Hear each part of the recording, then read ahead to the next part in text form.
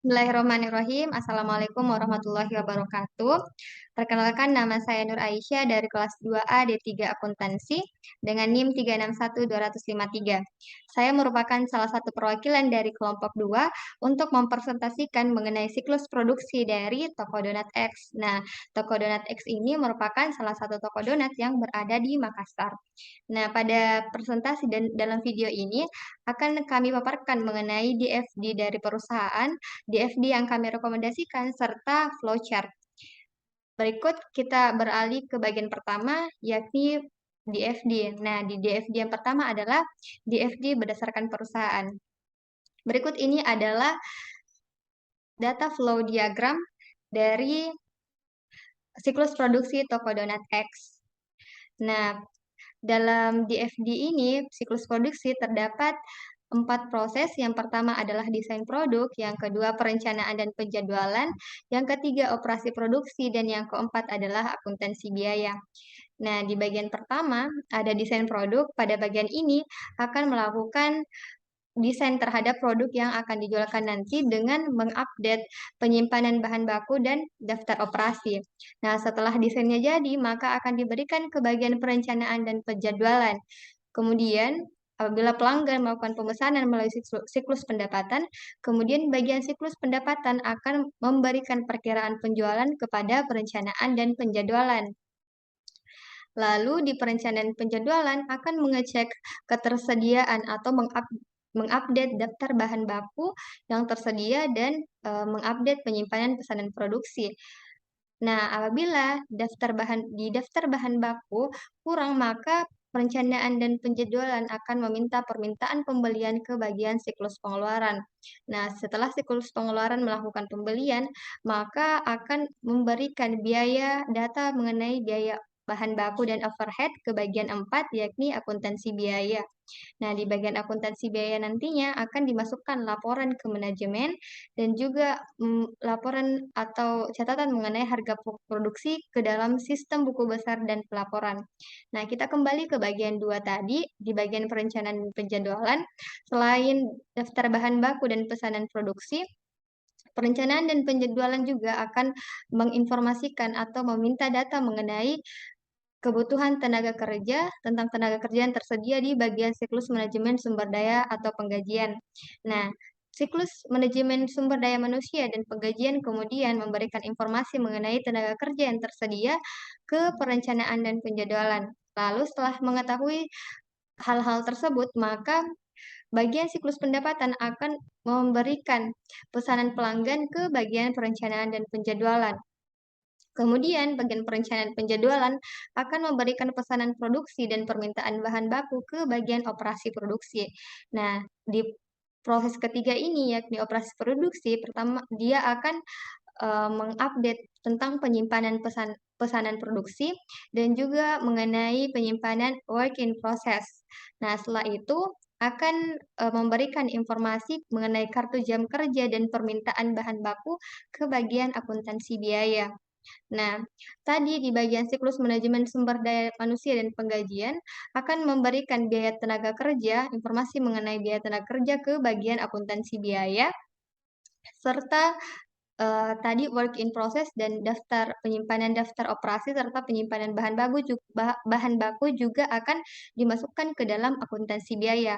Nah, di dalam akuntansi biaya akan dimasukkan laporan ke manajemen dan juga mengenai data harga pokok produksi akan dimasukkan ke dalam sistem buku besar dan pelaporan.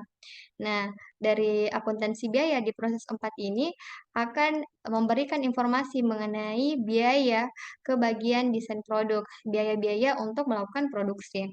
Nah, juga di bagian akuntansi biaya akan menginformasikan dan memberikan barang jadi ke bagian siklus pendapatan untuk nantinya akan diberikan kepada pelanggan. Nah, itulah DFD siklus produksi dari toko donat X. Selanjutnya, kita beralih kepada DFD yang kami rekomendasikan kepada toko donat X. Nah, berikut ini adalah DFD berdasarkan rekomendasi dari kami. Sama halnya seperti di FD dari perusahaan terdapat 4 proses. Yang pertama ada desain produk, perencanaan dan penjadwalan, operasi produksi, dan akuntansi biaya. Namun beberapa perbedaannya adalah pada di FD ini kami menambahkan gudang, juga terdapat pelanggan dan desain produk.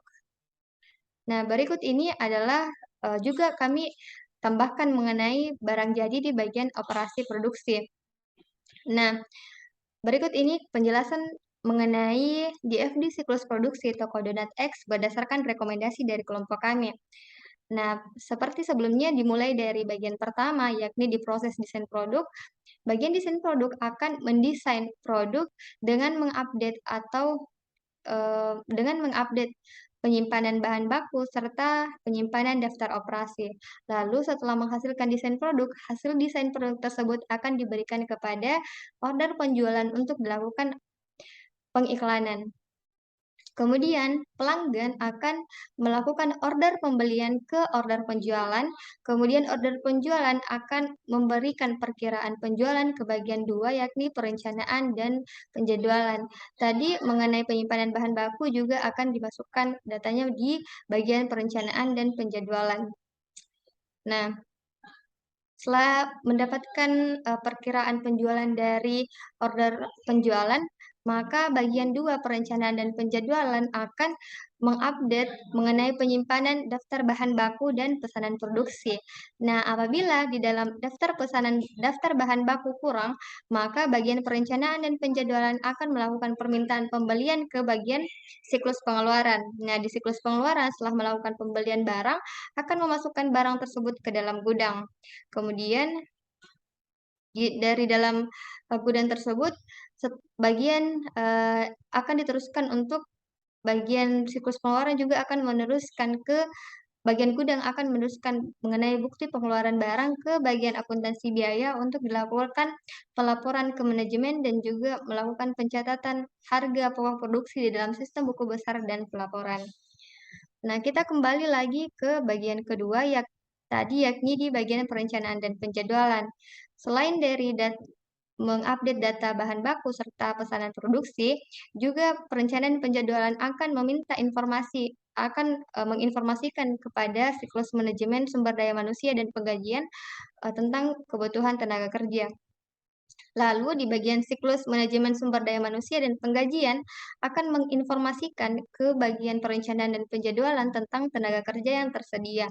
Maka dari itu bagian perencanaan penjadwalan setelah mendapatkan data-data dari beberapa hal tersebut, maka bagian order penjualan akan memberikan pesanan pelanggan ke bagian perencanaan dan penjadwalan. Lalu kemudian bagian perencanaan dan penjadwalan akan memberikan pesanan produksi dan permintaan bahan baku ke bagian ketiga ke proses ketiga yakni operasi produksi. Nah, di operasi produksi akan mengupdate mengenai penyimpanan pesanan produksi serta penyimpanan work in process dan penyimpanan barang jadi. Juga di bagian operasi produksi akan mengambil barang dari gudang untuk dilakukan produksi. Nah, setelah itu, maka dari operasi produksi akan memberikan kartu jam kerja dan permintaan bahan baku ke bagian akuntansi biaya, bagian keempat di proses keempat. Nah, setelah melakukan di bagian akuntansi biaya juga akan diperoleh data dari penyimpanan bahan baku, daftar operasi, work in process akan dimasukkan ke dalam akuntansi biaya juga. Nah, tadi di bagian siklus manajemen sumber daya manusia juga akan memasukkan data mengenai biaya tenaga kerja yang telah dipakai. Nah, dari akuntansi biaya akan dimasukkan ke dalam laporan di manajemen, akan dilaporkan kepada manajemen, dan juga harga pokok produksi akan dicatat ke dalam sistem buku besar dan pelaporan. Nah, dari siklus pengeluaran tadi juga akan dimasukkan data mengenai biaya bahan baku dan biaya overhead ke bagian akuntansi biaya, serta dari gudang setelah melakukan pemakaian barang akan diberikan bukti pengeluaran barang kepada akuntansi biaya untuk dilakukan laporan ke manajemen dan juga untuk untuk mencatat harga pokok produksi di dalam sistem buku besar dan pelaporan. Nah, di akuntansi biaya updatean mengenai barang jadi, penyimpanan barang jadi juga akan diinformasikan ke bagian perencanaan dan penjadwalan. Lalu dari akuntansi biaya akan menginformasikan mengenai biaya-biaya yang digunakan, besaran biaya yang digunakan untuk memproduksi suatu produk di desain produk. Lalu juga di bagian akuntansi biaya akan, memberikan barang jadi kepada order penjualan untuk diberikan kepada pelanggan nantinya.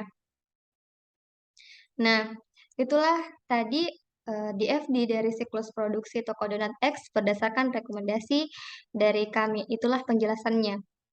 Selanjutnya kita beralih ke bagian flowchart dari siklus produksi di toko donat X. Kami akan menampilkan flowchart-nya berikut ini. Nah, dalam flowchart di siklus produksi itu terdapat bagian perencanaan dan pengawasan produksi, bagian order penjualan, bagian produksi, juga bagian gudang serta bagian accounting. Nah, itulah tadi pemaparan dari saya mengenai siklus produksi dari toko donat X. Nah, selanjutnya adalah akan dipaparkan mengenai siklus penggajian oleh rekan kelompok kami. Terima kasih sudah menyaksikan video kami untuk siklus produksi. Assalamualaikum warahmatullahi wabarakatuh dan mohon maaf apabila ada kesalahan. Terima kasih.